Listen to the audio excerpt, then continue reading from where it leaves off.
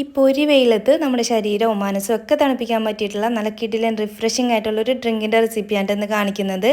അപ്പോൾ ഇന്ന് തന്നെ ഉണ്ടാക്കി നോക്കിക്കോ, മസ്റ്റ് ട്രൈ ആണ് കേട്ടോ. അപ്പോൾ അതിന് വേണ്ടിയിട്ട് 2 മുസമ്പി ഞാൻ എടുത്തിട്ടുണ്ട്. അപ്പോൾ ഇതിൻ്റെ കുരുവും തോലൊക്കെ ഒന്ന് കളഞ്ഞ് ഇതേപോലെ കട്ട് ചെയ്തെടുത്തിട്ടുണ്ട്.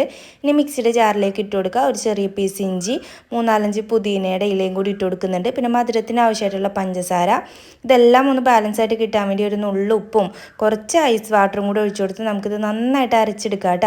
നല്ല പേസ്റ്റായിട്ട് അരഞ്ഞ് കിട്ടണം.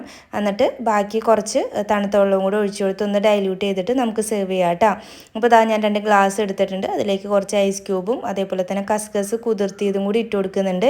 നിങ്ങളുടെ കയ്യിൽ ഏത് സീഡാണുള്ളത് അത് കുതിർത്തിയിട്ട് അത് ചേർത്ത് കൊടുക്കുക കേട്ടോ. നല്ല ടേസ്റ്റ് ഉണ്ടാവും.